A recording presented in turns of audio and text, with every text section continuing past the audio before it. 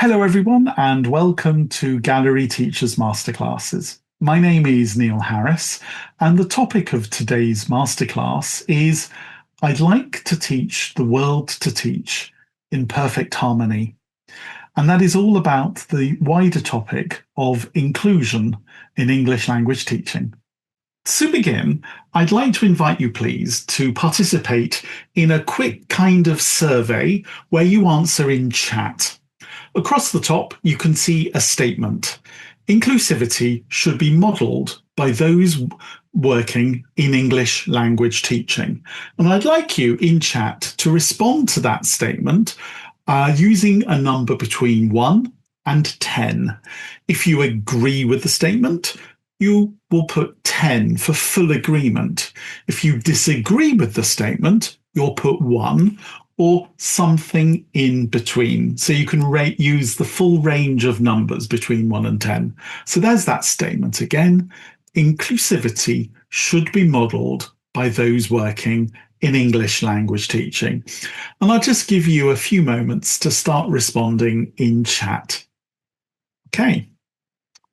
As you're answering, and thank you for sharing your views with us, I just wanted very briefly to touch on the other title for today's session, which you might have noticed was I'd like to teach the world to teach in perfect harmony. And you might be wondering, why did I choose that as the alternative title? Well, those of you who are about as old as I am may remember that this was part of a jingle used by a soft drinks manufacturer to promote a Coke drink. And it was then taken up, and this is when I first came across it in the 1970s, by a British pop group called the New Seekers, and they turned it into a bit of a hit. And this is something I remember very much from my childhood, with a group of people from different nationalities, different ethnicities, all singing, holding hands together, putting across this really strong message of inclusion. But I want to take it further today, because I want to suggest that as teachers of English as a foreign language, it is actually our responsibility to promote inclusion in everything that we do. So I'm trying to give you good reasons through today's masterclass why I think an answer of 8, 9, or ideally 10 to that survey that you've just completed is an appropriate response. In terms of the content for today's masterclass, it's divided into a number of different areas. I'll begin by sharing with you an overview of what we mean by inclusion, aka inclusivity, in English language teaching, and how it fits into EDI, equality, diversity, and inclusion. For the most part of today's session, we'll look at some ways in which we can work with this topic in the classroom, practical ideas. And then towards the end, we will look at this topic of the non-native teacher, why this is an important topic within this wider issue of inclusion. And then at the end, I'll draw some conclusions. And following that, there will of course be the panel discussion. So, in terms of learning outcomes, and if you've attended any of my sessions, you'll know I'm very fond of sharing learning outcomes with you. But the first part of the session, by its end, we'll have reviewed together your understanding of both the terms inclusion/inclusivity and also of equality, diversity, and inclusion as a wider concept. In the second part, together, we will have evaluated classroom activities which are designed to promote inclusive practice. And in the third section, where we're changing the focus away from the classroom back onto ourselves as educators, we will have engaged critically with the term non-native teacher and considered how we can go about being more inclusive in the ways in which we recruit staff, and particularly the teachers. So let's begin with that overview of inclusion within the wider context of EDI. And before we start looking at any definitions, or in fact, I'm going to ask you what you understand by inclusion, can I just please remind you of the importance throughout today's masterclass of being kind, being respectful to one another. Because sometimes this is a topic which can be quite heated. Some people may even be triggered by certain aspects of EDI. That's fine. We are allowed to agree to disagree. Can we please just remember to do so in a kind and respectful way? Thank you. So let's move on to think about what is inclusivity. It means a lot of things and can be answered in a short phrase, or indeed it can be answered in a PhD. We don't have time to type PhDs into chat. So I'm just going to ask you this. As you think about this idea of inclusion or inclusivity, what are the key words which come to mind? And I'm just going to pause here for a few seconds for you to think about what keywords do you associate with this topic of inclusivity. What I'll do in a moment is share some of the ideas that came to my mind as I was preparing and researching today's topic. So as those different words or phrases are coming up in your mind, let me share with you my ideas. Some of them you may be familiar with: gender, racism, SEN, special educational needs, and within that, the topic of neurodiversity. And also for us teachers, the native, non-native binary opposition. Some of them might be less familiar: decentering, moving from a centre, often seen as the UK, and also decolonialising. And in so doing, we start considering where is the locus, where is the place for English language teaching. And for many commentators now, it is shifted from the UK to the global south, where we find the global majority and where English is an important language. So all of these ideas, all of these concepts will be relevant to today's topic. Perhaps if you had words which you don't see on screen or other ideas, now would be a great time to put them into chat and we can focus on them a little bit later. So over the next couple of slides, I'm going to try to position inclusion as not an optional extra, but actually something which educators have a role and have a responsibility to carry out. The first definition of inclusion comes from UNESCO. You can see the link on screen at the bottom. And in this definition, we read that the right to education aims to ensure everyone achieves their human right to access quality education throughout life. So here, this is about not excluding the marginalized, but ensuring everyone has that human right to education. So for UNESCO, an inclusive approach to education is that we take into account the individual's needs and we bring people together. Notice this phrase in black in the middle: all learners participate and achieve together. So it's about bringing people together. It's about benefiting from bringing people together, but at the same time, also considering the individuality of each learner, the acknowledgement that all children can learn and that every child is unique. If we move on to our second definition, this comes from UNICEF. Again, the link is at the bottom. We're going to see an awful lot of similarities. Inclusive education allows students of all backgrounds to learn and grow side by side to the benefit of all. So again, we have this sense of everyone being invited to the party. Hence, my title today: I'd like to teach the world to sing. I'd like to teach the world to teach. Us as teachers, bringing people together, allowing everyone into the party and allowing everyone to benefit from that coming together. So notice inclusive education means children in the same classrooms, in the same schools. We'll see a little bit more about how inclusion has moved towards this position and also in ELT more specifically in a few slides' time. So whereas in the past some groups have been excluded, it gives examples of children with disabilities, minority languages. Here we are valuing those unique, there's that word again, contributions that students from all backgrounds bring. So we're seeing a lot of commonality, and it's therefore not surprising when we consider the UN's SDGs, the Sustainable Development Goals, that a number of these touch on today's topic of inclusion. We've got number 4, quality education.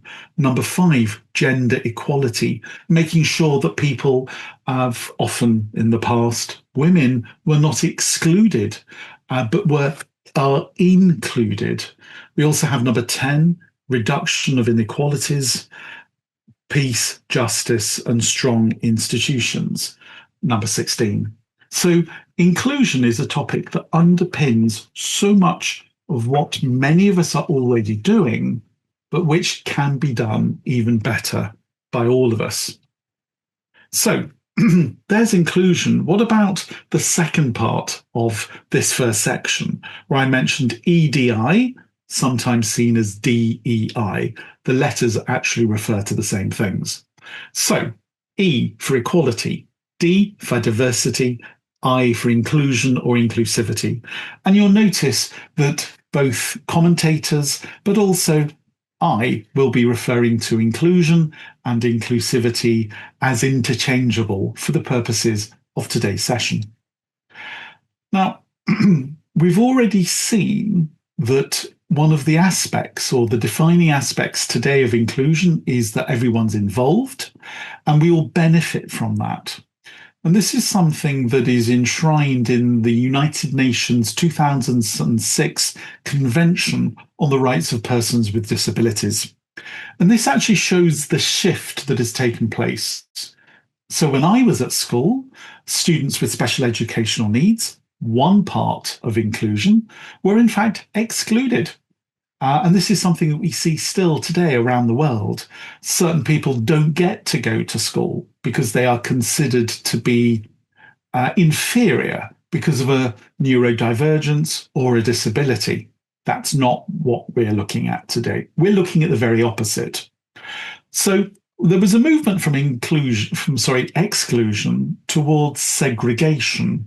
Special units, as they were called in the UK when I was growing up, where children with different educational backgrounds, or rather with neurodivergence and disability, were sent to a special unit. They weren't integrated. So what happened? The other kids saw them as different, inferior, and in many cases would laugh at them for being the special kids.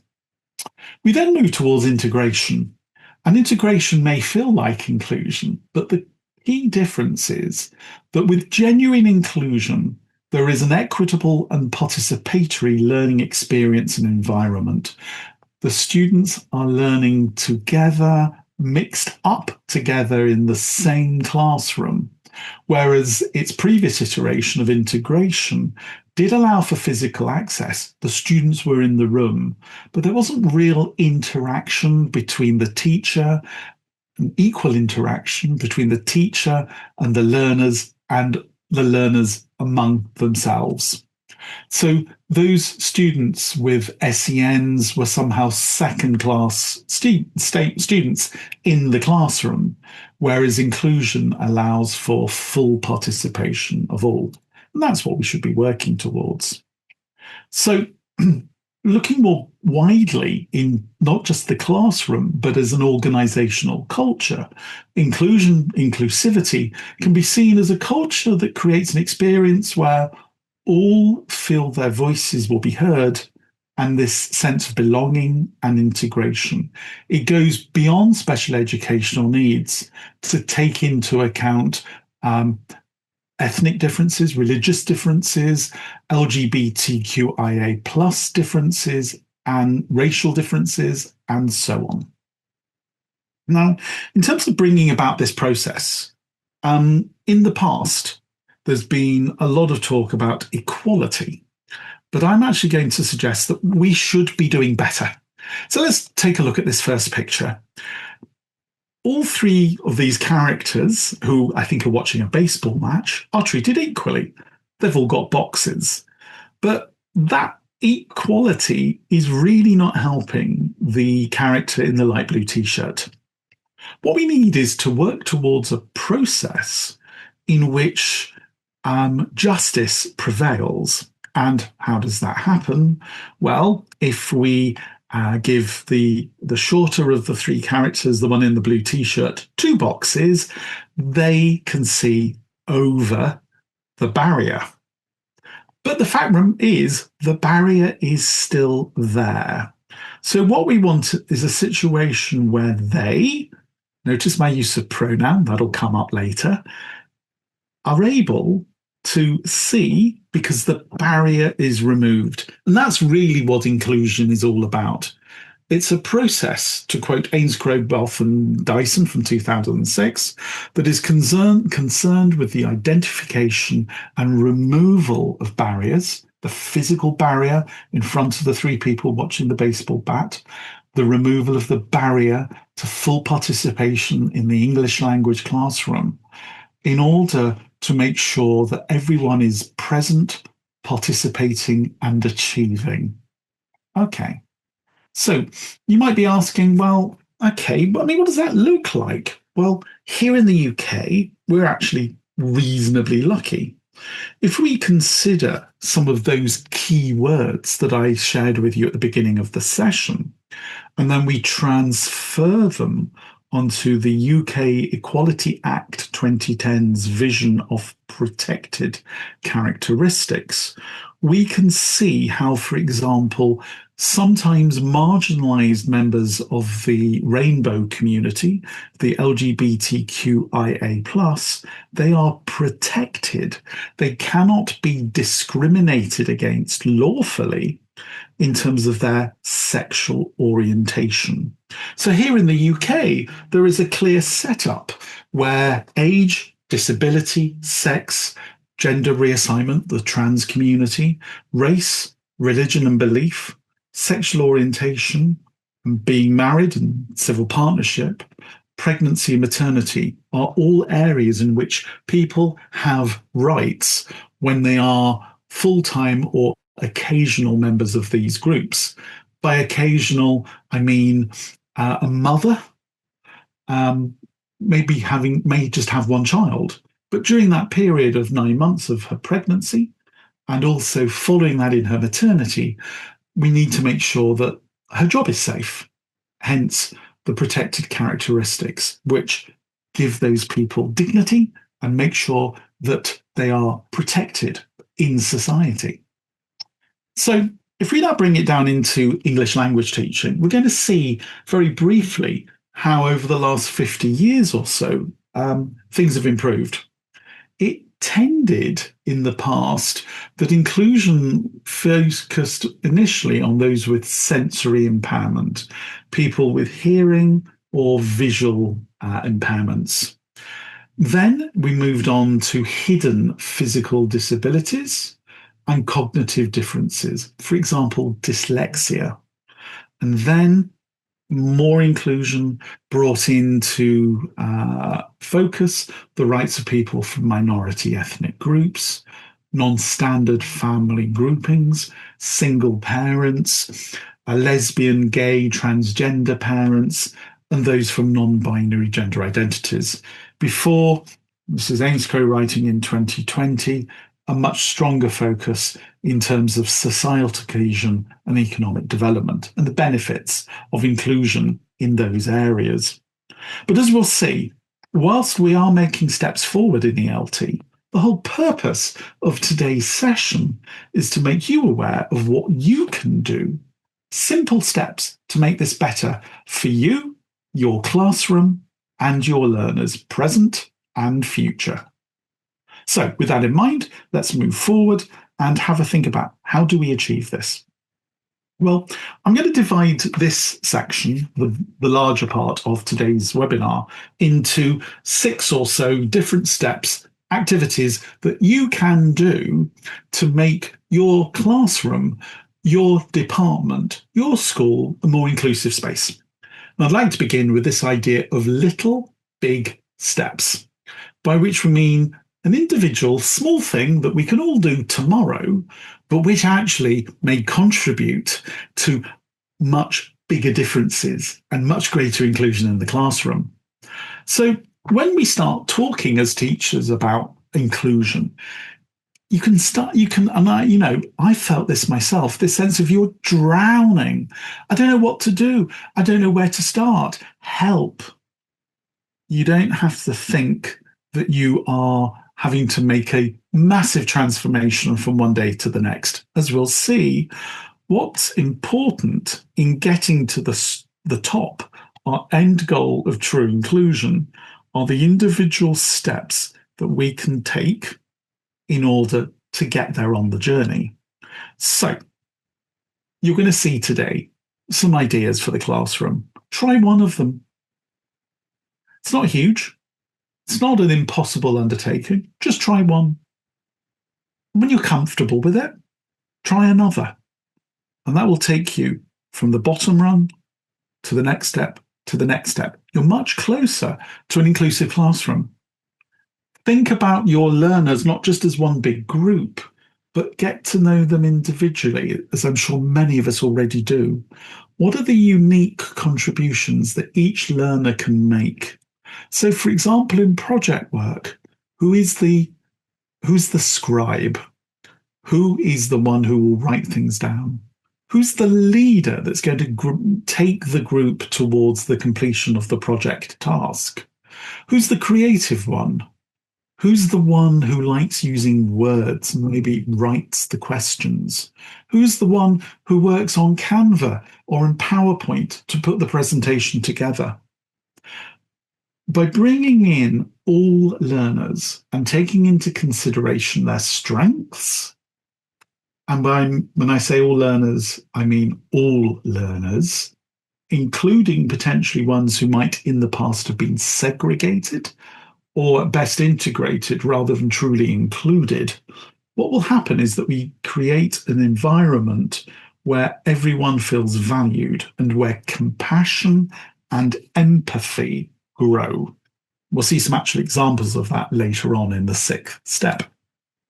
So, the 2nd step, promoting the social model. Quite often, when you ask teachers about their views about working with SEN, special educational needs, helping learners with dyspraxia, dyslexia, ADHD, and so on, you get a sense of fear. And to be honest, for years, that was me. I've actually got a bit of reputation now within medical English settings of specialising, working with learners with dyslexia and ADHD.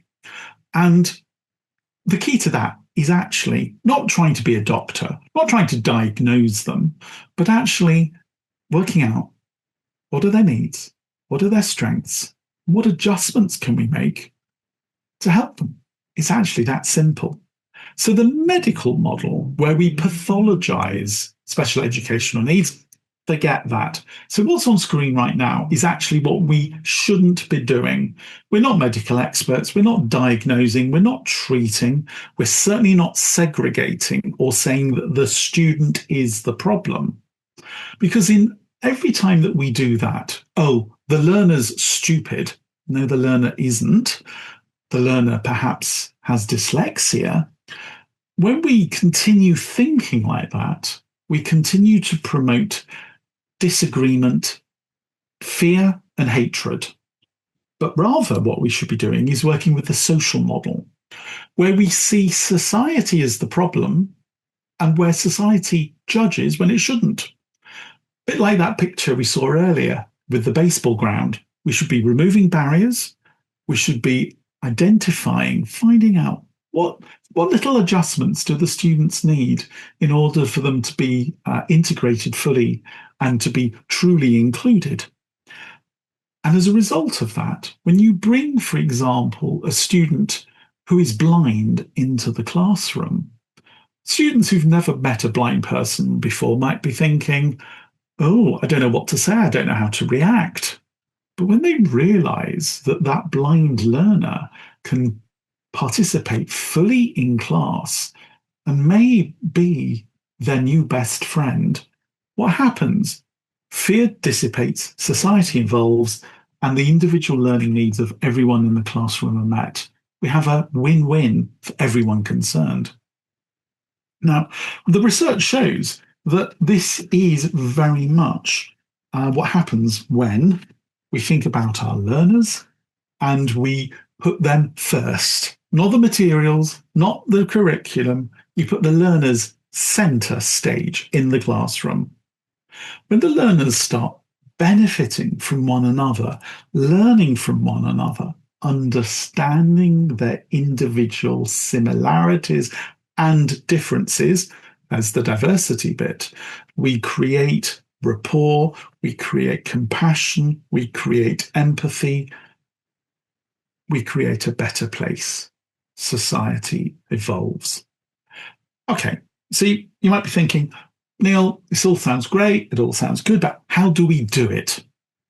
Okay, let's think about topics that I'm sure most of you, maybe even all of us, have taught in our English language teaching classroom: film, work, sport, festival, science and technology.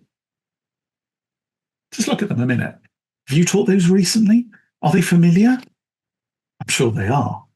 So, what's inclusion got to do with these? Let's find out. If you think about those topics that we've just been considering, you'll see how, for example, the matrix fits in with film. The world of work fits in. Sport fits in. Festivals, gay pride fits in. Here we've got the world of work, our second one. I'm going to come back to that picture in a moment. And then finally, science and technology with the role model of Bill Gates from Microsoft. Now, I'm going to suggest that what we have here in each picture is a role model, someone who is proud of what they do in their sphere. The film The Matrix is incredibly popular, but how often when we talk about The Matrix do we just drop into the conversation that the directors of The Matrix, the Wachowski sisters, are trans women? When we talk about sport, do we bring in sports champions in wheelchairs? When we talk about festivals, Diwali, Christmas, China New Year, and so on, do we just slip in gay pride? And when we're talking about science and technology, which often is associated with super clever people, how often do you make the point that Bill Gates has dyslexia? These will be empowering moments for your students if they are wheelchair users, have dyslexia, are questioning, or have already become part of a rainbow community because of their lesbian, gay, bisexual, transgender, intersex, and so on identities, or indeed trans. But what about this one? Here's a question for you. Which person in this image is the doctor and which one is the nurse? Now, this image is one I use a lot in training and was created using Copilot. But when I asked Copilot to create an image of a black female doctor in a white coat and a male or Caucasian European nurse in scrubs, it really struggled to do it. It kept generating images of white doctors who were men and black nurses or Indian nurses who were female. This is where we see bias in AI, and I had to work on the image. But what I'm trying to do here is make the point that we need to empower race, we need to empower gender in our representation of role models in the workplace. And what more important workplace is there than the medical one? So this is an image I often use to confound people's expectations of gender stereotypes in the workplace, in the medical context. So it's really important that we represent all of the differences and we include all of those differences among our students in our teaching materials. And this is where I think, unfortunately, that we're not doing as well as we should be. So here are some teaching materials for you. Here is a vocabulary activity. Listen to a man describing his girlfriend and tick the picture representing what you hear in the recording. Listen again. What 2 questions does Luke's friend ask him? It's all about describing people. But what about this picture? We've got a couple going out for a meal.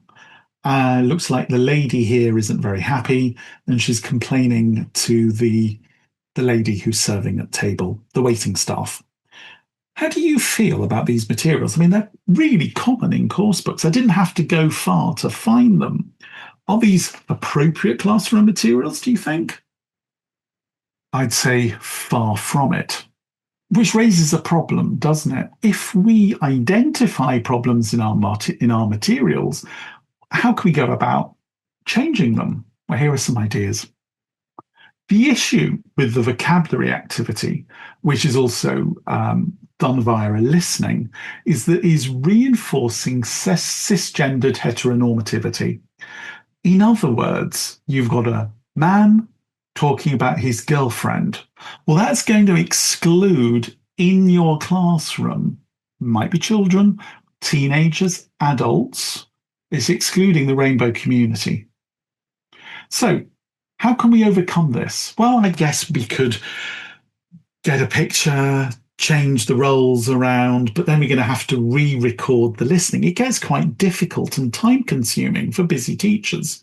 You don't have to do that. Go with the materials as they appear if you need and want to, but actually just encourage your students to engage with them critically. And when they're familiar with words like inclusive or non-inclusive, ask them, why is this task non-inclusive? What kind of changes would you like to make? You might find a student saying, well, actually, I want a woman talking about her boyfriend. Why does it have to be the man who's leading the discourse? Or you might have, well, I'm gay. And why can't we have 2 women, 2 men talking about each other? So yes, you can redesign the task. Or if that's too complicated, particularly with listenings, you can get the students to interrogate the task. You see something very similar in this image here.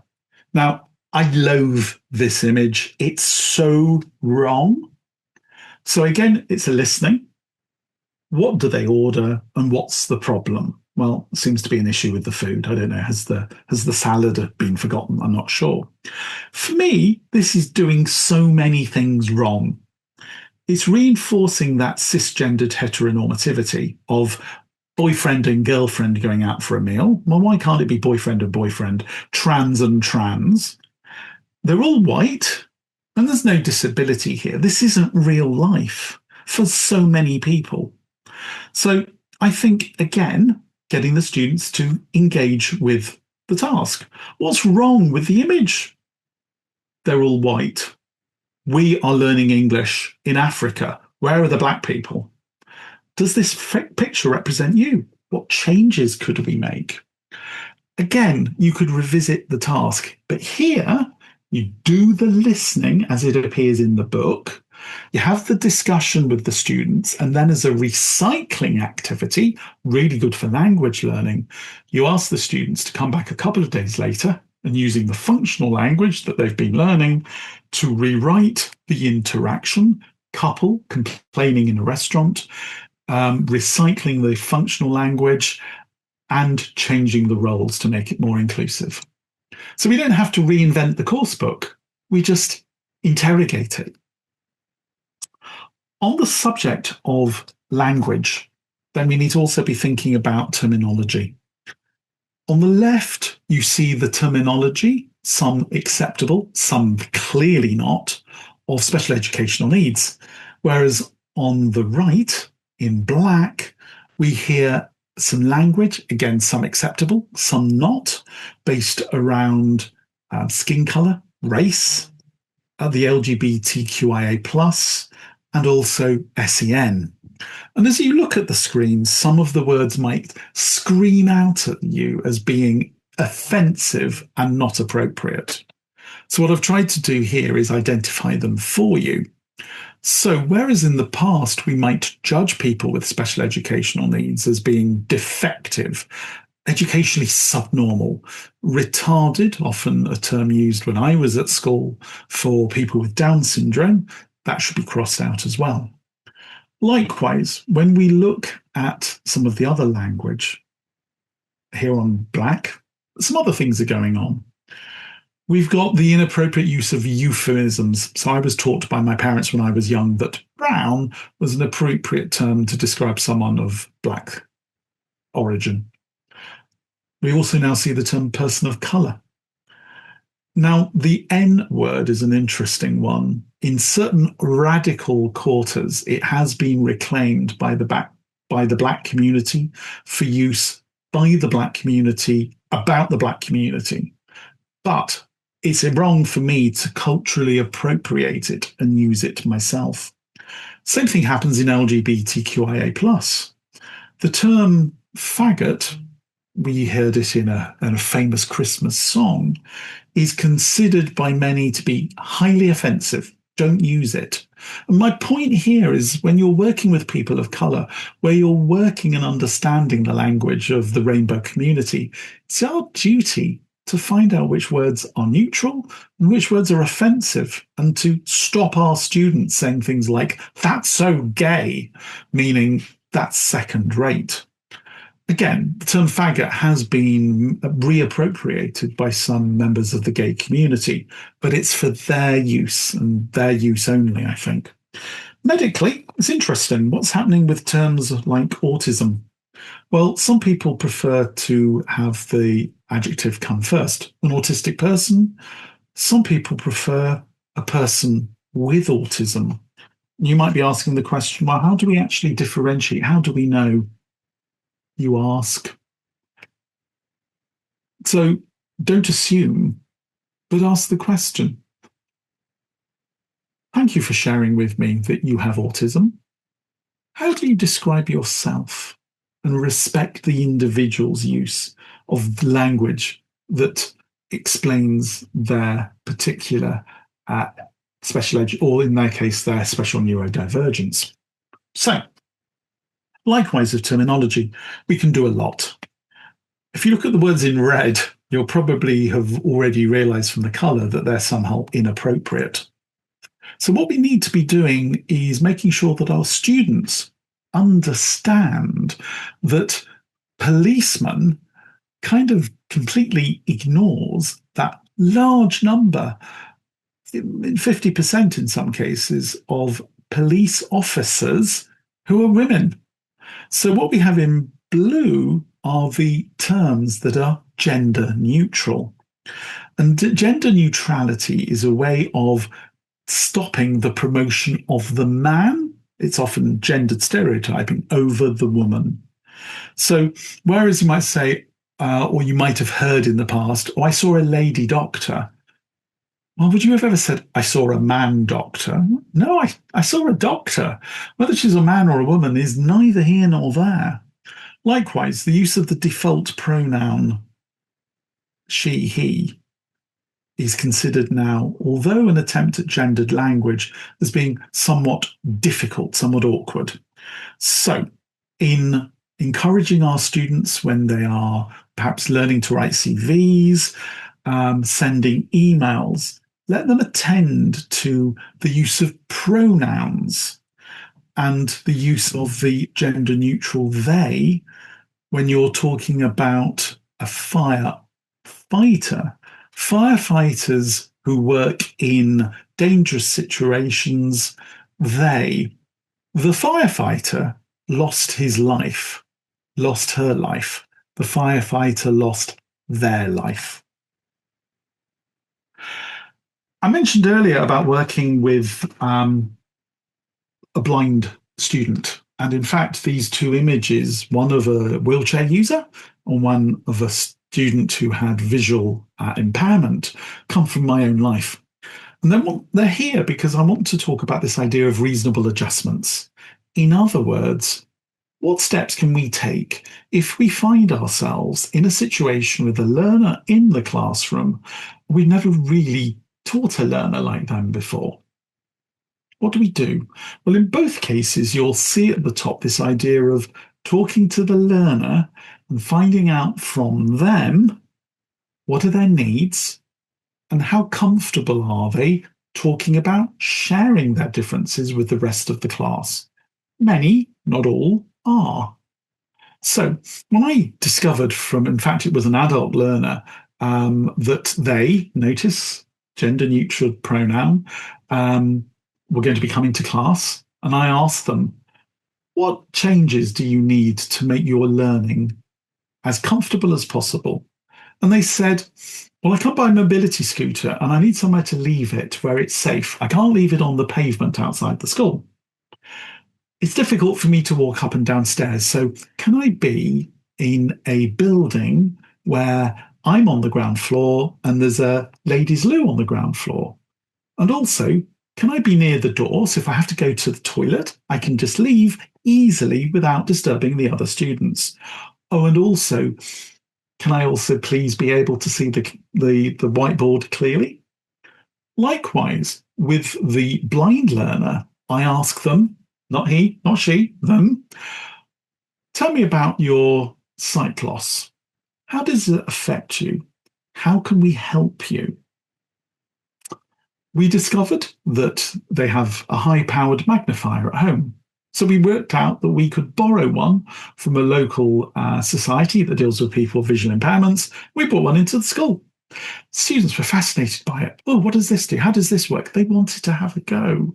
They were no longer frightened about being paired up with the blind student when they were doing a reading activity. They actually found it really interesting.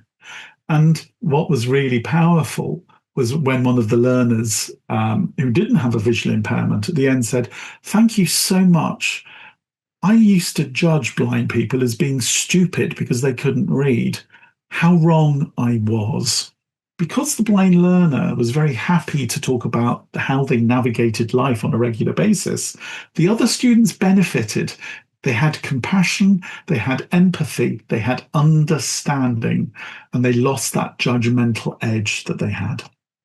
In the final session, having looked at some of the things that you can do to make your classrooms more inclusive, also want to kind of encourage you to thinking about your role as teachers and how you are impacted by and what differences you can make to make the world of the teacher a more inclusive one. So I asked Copilot to generate for me, and I quote, this was my prompt, a photorealistic image of a teacher of the English language to international students. And this is what I got. Look at that image. Does that represent you? Young, male, smartly dressed, in a classroom with lots of super attractive, white-skinned students with lots of technology in the classroom. It might or it might not reflect your reality, but it certainly doesn't reflect the reality of the majority of English language teachers around the world, not least in the global south. Houston, we have a problem. This is non-inclusive. So you're probably already thinking that that image was unsuitable. But what if I ask you if you agree or you disagree with the following statements? Teachers should remove, when I say teachers, I should clarify, I mean good English language teachers. They should remove traces of their own accent, encourage their learners to mimic native accents, to sound like me. Good teachers should have a C2 level of English and should avoid the use of their L1 in the classroom. Do you agree with those statements? I don't. I disagree strongly with each of them, and I'm not alone. So if you feel that the pressure on non-native teachers to conform So one or probably all of these areas is something that is wrong, that destabilizes you as a really good teacher of English, then can I encourage you to investigate some of the work of a lady called Mary Marusian. She's an Armenian teacher of English, and her website is featured here, thenonnnativespeaker.com. She's 100% Armenian, and she's still learning the Armenian alphabet. So, as she said, she'd never be a great Armenian teacher of Armenian, but a fantastic teacher of English, and I've seen her in action. She's amazing. Where you're born doesn't give you preferential, or shouldn't give you preferential treatments to being a teacher of that language. I'm a teacher of English, and I've spent a lot of time and a lot of effort to become, I hope, a good one, like all of you. But it is actually very wrong that quite often, because I'm white, male, middle class, and English, that I might get chosen over you, as might the white, middle class, English person with fewer or maybe no teaching qualifications chosen over you because of an accident of birth. This is wrong. What we should all be working towards, and this is something you perhaps can consider when you are looking for another job, but also if you are a hirer, a head of department, you should be considering each of the areas that appear on here on screen now to bring about more inclusive recruitment. Think about staff training, which will confront the issues of unconscious bias, native speakerism, and racism. This is a whole topic in its own. Many of these points are covered in the non-native teacher website that I showed you just now. Sorry, that's the nonnativespeaker.com site. Think about having job adverts where bias is removed, where we remove the requirement of the native teacher. Get people to fill in application forms where their name, their gender, and their contact details are removed. Because if someone comes from the wrong side of town, we might decide to exclude them from the shortlist because they come from an area that's considered to be disadvantaged. Doesn't mean to say they're not a fantastic teacher. We should be thinking about good behaviours, good traits. We should be at national conferences talking about these issues.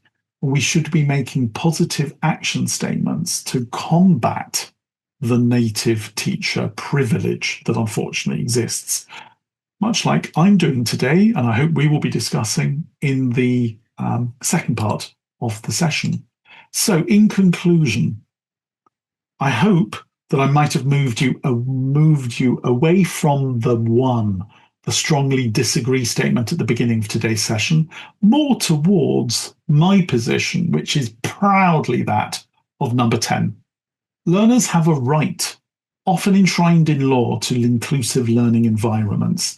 And yes, it is our responsibility as teachers, I believe passionately, that we must fight for this and respect it and make it happen. When we value the value of all students and we are inclusive, then the classroom becomes a better place. How do we do that? I bring us back to that first idea of little big steps, one by one. You don't have to reinvent the wheel. You don't have to throw out your existing teaching materials, but instead develop in your learners a more critical attitude to non-inclusive practices and non-inclusive representation in course books. Bring in the queer heroes, bring in the heroes from everyday life, Bill Gates, and don't make a song or a dance out of it. You don't have to make it a major point. Just add, Bill Gates. Oh yeah, he's really famous. He's one of the richest men in the world. Yes, he is. He's got dyslexia. Anyone you know have dyslexia? Wouldn't you like them to be as successful as Bill Gates? Light bulb moment. So we need to also think about ourselves and our role of teachers and combating this pervasive view that somehow the non-native teacher is inferior. We can do that by developing more inclusive recruitment policies. I have provided some reading at the on the Gallery Teachers, the GTEFL website. But if you're interested in finding out more about this topic, then can I consider as a great idea, or can you consider following anyone, preferably all, of these thought leaders in the inclusive space? Peter Fulliger does a lot of work around the rainbow community, LGBTQIA+, as does Tyson, who is also an expert in materials design. We've seen already Mary's work in terms of promoting the role of the non-native teacher. And then my friend and colleague Verinder Unlu, who in fact chairs the IETFL Global Issues SIG. You'll notice here on the left, two IETFL groups that focus on some of the issues we've talked about today, not least the inclusive practice and special educational needs group of IETFL, IPSON. I very much hope that you've been challenged, intrigued, and possibly also moved to action by today's masterclass. It's just one of many which are available on the GTEFL website. Pro membership gives you access to them all, and you'll be able to find out more about that at the end of today's masterclass.